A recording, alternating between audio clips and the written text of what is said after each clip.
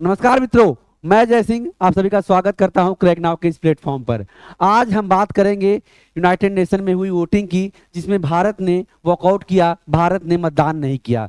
मुद्दा था आने वाले एक वर्ष में फिलिस्तीन और इजरायल का जो विवाद चल रहा है उस पर जो भी एक्शन लेने हैं, उस पे इजरायल के द्वारा की गई बमबारी है उस पर रोक लगाने की, और साथ ही साथ इन दोनों के बीच जो मुद्दे हैं उसको सुलझाने की। भारत ने इस पक्ष से वॉकआउट किया, उसने मतदान नहीं किया। देखेंगे क्या है पूरा फैक्ट, क्या है माजरा, तो जल्दी कर लीजिए चैनल को सब्सक्राइब। मैं जय सिंह एक बार फिर आपका स्वागत करता हूं। आइए शुरू करते हैं। तो बुधवार को संयुक्त राष्ट्र महासभा में इजरायल के खिलाफ लाए गए एक प्रस्ताव पर हुई वोटिंग से भारत दूर रहा। यह प्रस्ताव इस रूप में था कि एक साल के अंदर गाजा और वेस्ट बैंक में इजरायली कब्जे को खत्म करने की बात कही गई थी। यह प्रस्ताव इंटरनेशनल कोर्ट ऑफ जस्टिस यानी आईसीए की एडवाइजरी के बाद लाया गया था। आईसीए हेग में इंस्टीट्यूट एक ऐसी संस्था है जो विभिन्न देशों के मध्य चल रहे विवादों को देखती है और उस पर अपने फैसले सुनाती है। 193 देशों की सदस्यता वाला संयुक्त महाराष्ट्र सभा में 124 सदस्य देशों ने इस प्रस्ताव के पक्ष में वोट किया। 14 देशों ने इस प्रस्ताव के खिलाफ वोटिंग की। भारत समेत 43 देश इस वोटिंग से बाहर रहे। तो 43 देशों के साथ भारत भी इस वोटिंग से बाहर रहा। 7 अक्टूबर 2023 को हमास ने इजरायल पर बड़े पैमाने पर एक सुनियोजित हमला किया था। हमले में करीब 1200 लोग मारे गए थे। इसके बाद इजरायल ने गजा में सैन्य कार्रवाई शुरू की थी। इजरायली कार्रवाई में अब तक गजा और वेस्ट बैंक में 40,000 से अधिक लोगों की मृत्यु हो चुकी है। तो यह इतना बड़ा जो एक हत्या हो रही है, हम कह सकते हैं कि इस दोनों देशों के आपसी कन्फ्लिक्ट में जो विश्व है वह क्या माध्यम अपना सकता है, क्या रास्ता अपना सकता है, उसी के संदर्भ में वोटिंग हुई थी। भारत ने दूरी की क्या वजह बताई है? अगर हम बात करें तो ब्रिक्स ऐसा गुट है जिसमें ब्राजील, रूस, भारत, चीन और साउथ अफ्रीका शामिल हैं। ब्रिक्स गुट में भारत एकमात्र ऐसा देश है जो वोटिंग से बाहर रहा। वहीं अगर हम बात करें तो दक्षिण एशिया में नेपाल के अलावा भारत ही है जो इस वोटिंग से शामिल नहीं हुआ। संयुक्त राष्ट्र में जो इसके स्थायी प्रतिनिधि हैं भारत के, वह कहते हैं कि दुनिया में इस संघर्ष को 11 महीने से देख रही है। इस कारण बच्चों और महिलाओं समेत हजारों लोगों की मौत हुई। इस मामले में हमारा रुख साफ है। हम इजरायल पर 7 अक्टूबर को हुए आतंकी हमले की निंदा करते हैं। इस संघर्ष में नागरिकों के मारे जाने की हम निंदा करते हैं। हम तत्काल सीज फायर और बंधकों को छोड़े जाने की मांग करते हैं। भारत ने कहा हम गजा पट्टी में मानवीय मदद पहुंचाने के पक्ष में है।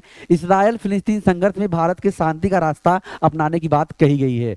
हम यानी भारत दो राष्ट्र सिद्धांत की बात करते हैं। तो भारत सदैव इजरायल और फिलिस्तीन के कन्फ्लिक्ट पर दो राष्ट्र सिद्धांत की बात करता है, जिसके माध्यम से शांति बनाए रखा जा सकता है।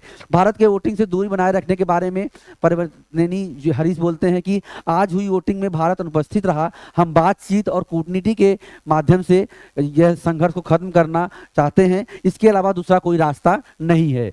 उन्होंने संयुक्त राष्ट्र में अपनी स्पीच में कहा हमारी साझा कोशिश ये होनी चाहिए हम दोनों पक्ष के पास आए, हमें जोड़ने का काम करना चाहिए, ना कि बांटने का।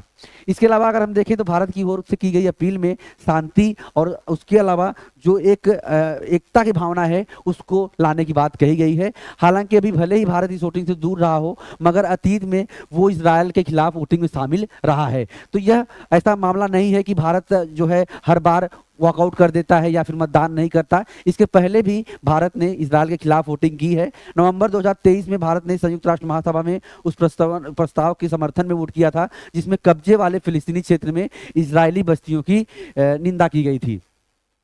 तो अगर हम बात करें अभी हाल ही में समाचार यह भी आ रहे हैं कि फिलिस्तीन के जो इन्वेस्टिगेशन एजेंसी मोसाद है वह हमास के आतंकवादियों को चुन चुन कर ब्लास्ट कर रही है, और कहीं पेजर में ब्लास्ट हो रहे हैं, कहीं बहुत सारे इलेक्ट्रिक डिवाइस में ब्लास्ट हो रहे हैं। ये सारी चीज़ें अभी जो है दुनिया की नज़रों में हैं। उसी के संदर्भ में हमास इजरायल युद्ध शुरू होने से पहले अप्रैल 2023 में संयुक्त राष्ट्र मानवाधिकार परिषद का एक प्रस्ताव लाया गया था। इस प्रस्ताव में 1967 के बाद से कब्जे वाले इलाकों को छोड़ने की और नई बस्तियों को बसाने से रोकने के लिए बात कही गई थी। भारत ने इस प्रस्ताव के पक्ष में वोट किया था। भारत ने तब फलस्तीनी लोगों के आत्मनिर्णय के अधिकार का भी समर्थन किया था। तो भारत जो है दो राष्ट्र के सिद्धांत को मानता है। तो यह कहता है कि दो राष्ट्र के सिद्धांत के अलावा दूसरा कोई रास्ता नहीं है इन दोनों दोस्तों के बीच शांति लाने का।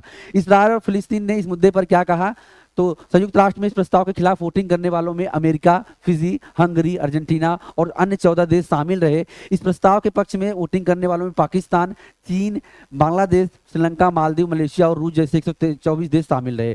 संयुक्त महासभा में वोटिंग को संयुक्त राष्ट्र में फ़लस्तीन राजदूत रियाद मंसूर ने आज़ादी और इंसाफ की लड़ाई में एक अहम मोड़ बताया।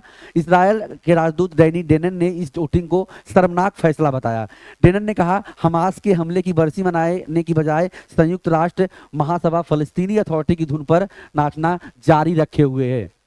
हालांकि संयुक्त राष्ट्र के इस प्रस्ताव को मानना अनिवार्य नहीं है, मगर ऐसे प्रस्तावों से किसी मुद्दे पर दुनिया के रुख की झलक मिलती है। यूक्रेन रूस युद्ध शुरू करने के बाद से संयुक्त राष्ट्र में रूस के खिलाफ कई प्रस्ताव आए। इनमें से ज्यादातर प्रस्तावों में भारत ने दूरी बनाए रखी या ऐसा रुख नहीं अपनाया जो रूस को रास ना आए।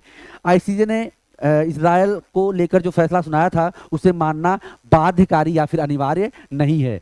इजरायल फिलिस्तीनी के मुद्दे पर अगर हम भारत के रुख की बात करते हैं तो भारत का रुख सदैव जो है वह एक ऐतिहासिक परिप्रेक्ष्य से अगर आते हैं तो वह फिलिस्तीन को भी एक तवज्जो देता है, साथ ही साथ इजरायल को भी एक मान्यता देता है। तो भारत के विदेश मंत्रालय के मुताबिक फिलिस्तीन मुद्दे पर भारत का समर्थन देश की विदेश नीति का एक अभिन्न अंग है।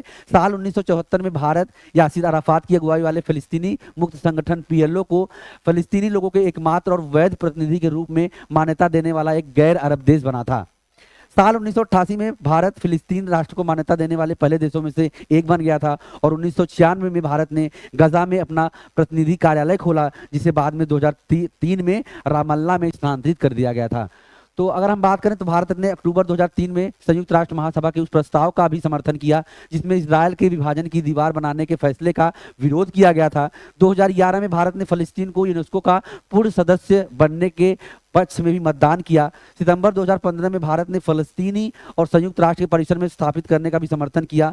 भारत इजरायल फिलिस्तीन के मामले में दो राष्ट्र सिद्धांत का पक्षधर रहा है और भारत ने इजरायल को 1950 में मान्यता दी थी। तो ऐसे बहुत सारे इंसिडेंट हुए हैं, बहुत सारे मामले आए हैं जब भारत ने इजरायल का भी सपोर्ट किया है और साथ ही साथ भारत ने फिलिस्तीन का भी सपोर्ट किया है। भारत भी 1952 में इजरायल में अपना वाणिज्य दूतावास खोलना चाहता था, लेकिन फैसले को लेकर डिले होने के कारण यह स्वेज नहर विवाद के कारण ऐसा नहीं हो पाया। दोनों देशों के बीच राजनयिक संबंध पूरी तरह से 1992 में शुरू हुए। बीते कई सालों में पीएम मोदी और इजरायल के मौजूदा प्रधानमंत्री बेंजामिन नेतन्याहू के बीच करीबियां देखी हैं। इजरायल में करीब 14,000 भारतीय रहते हैं। तो यह एक बात थी जिसमें हमने बताया कि क्या एक पक्ष है भारत का इसमें वोटिंग से बाहर रहने का। आप क्या सोचते हैं, दीजिए कमेंट में अपनी राय कि क्या भारत ने वॉकआउट करके मतदान के में इजरायल के पक्ष में मतदान न करके क्या अपने निर्णय की स्तुति की है। आप बताइए कमेंट बॉक्स में। चैनल से जुड़ जाइए क्योंकि इस तरह की जानकारी हम आपके लिए लाते रहते हैं। देखते रहिए, चैनल को कर लीजिए subscribe. Have a great day. जय हिंद।